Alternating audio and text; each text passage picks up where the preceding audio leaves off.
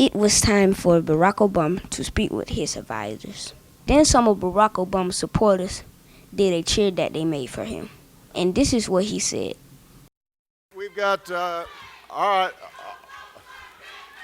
Okay. Hold on a second, guys. No cheerleading. We've got serious business to do, but maybe after we're done, I want to hear that cheer. It was a good cheer. Here's what I'd like to do, because we've got such an extraordinary panel. What I'd like to do is to begin by giving each of our panelists a couple of minutes just to talk about the biggest challenges that they're seeing in the economy, what approaches they think are most important for the next president to pursue. And so each person is going to get a chance to speak. Here's one of Barack Obama's advisors, Paul Volcker. He used to be the chairman of the Federal Reserve, so that means he was in charge of all the banks in the United States. I come from New York. I don't know whether that's part of the real world. I suspect there may be some former New Yorkers here in Florida. Well, let me say, in New York, at least on Wall Street, we screwed things up a bit in recent years. We need some reform. The biggest problem we have right now, the most urgent problem, I think, is the mess in the financial system. And none of these things that other people are talking about are going to be very successful unless we get a financial system that's moving again, and it's now clogged and not moving, and it's hurting the economy, not helping the economy. That's not the way it should be. And this thing is now spread, not just in New York, it's spread throughout the country, and unfortunately it's spread throughout the world, which hurts us. So we have a very big problem. I never thought I would live to see the day when the biggest banks in the United States and the biggest banks in Europe require government support to be stable and move ahead. And thank God we are protecting them. But one of the challenges for the next president will be, how do we reprivatize institutions that never should have needed to be socialized in the first place by this administration? Two things that Paul Volcker said that have to be a priority for our next president. One is, the regulatory system that we had was adequate for the 20th century. It's not adequate for the 21st century. You've got all these new financial instruments. You had huge amounts of debt that were being taken on, and people were borrowing money to invest in risky investments.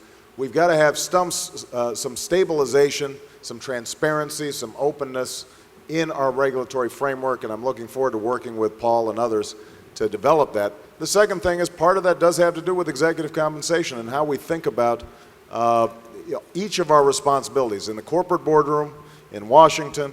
All of us, I think, have to start thinking not just short-term, but think long-term in terms of how to grow the economy, and how we set up some of these rules and what our tax policies are, I think, can end up having an influence on that.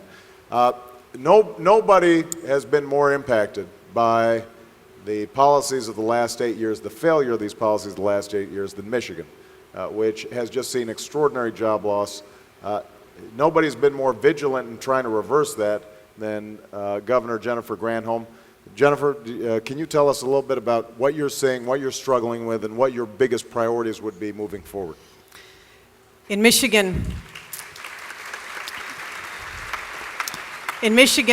it's all about jobs. We have the highest unemployment rate in the nation.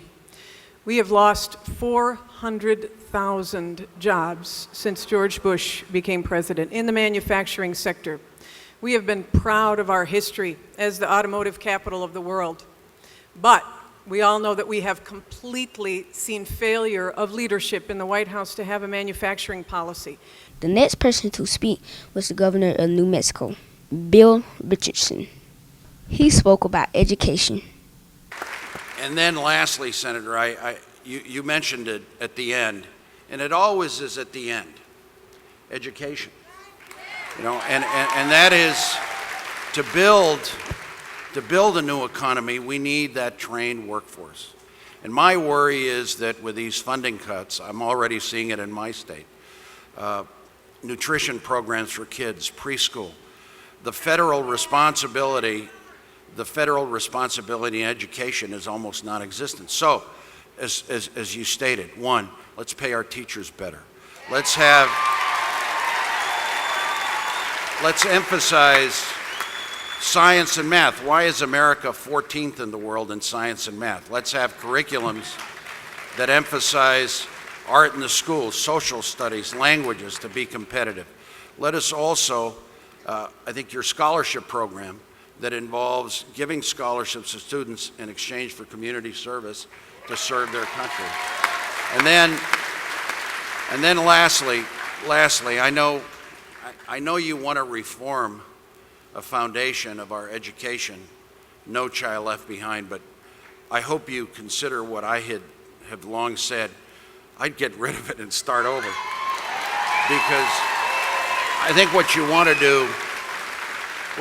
do is, and I worry about the budget cuts that have not come from No Child Left Behind, the federal responsibility that doesn't exist, you know, in exchange for the excessive funding we put for testing, and we do need national standards, put that money into the classroom for kids. Barack Obama continued to speak with his advisors for a long time. After the summit was done, Barack Obama began to shake hands with his supporters. Then I asked him a question, and he answered it. Let's take a look at it. You got it? Yeah. All right. Good job. Nice job. I bet you were wondering, what was the question? Did you notice how everyone was telling me good job? Well, I did get to ask him a question, and he did answer my question. But my camera guy, Myron, started filming at the end of the question. I was a little mad at Myron for a second, but we're only fifth graders. Everyone makes mistakes. This is what it would have looked like if we didn't have technical difficulties. Senator Obama, why do you want to be president of the United States? To help young girls and boys like you. Hi, I'm with my old friend Tim here, and he got an interview with Barack Obama. What was it like? It was pretty impressive because it was just the two of us, just like sitting here like you and me. And I asked him what's he going to do for Pahokee and Belle Glade, get some industry out there. He said they need to get alternative energy out there and get jobs for people in Pahokee and Belle Glade. And I asked him about all the people that are losing their homes to the mortgage crisis, and he had all sorts of ideas on that. He was very nice. Very skinny in person, though. Did you see how skinny he was? He's in good shape, but he was very nice. Did you like it? I did like it. I thought it was enjoyable. I'd never been that close to him, and he stopped, and he was very gracious, and he was in a hurry, though. He had a lot of people around him, moving him around. Thank you. You're welcome. Well, today's been a real busy day. I had an interview with 3 congressmen, 2 local reporters, and 2 national reporters. Also, I got a question in with Barack Obama. I am Damon Weaver. Now back to the KEC TV News Desk.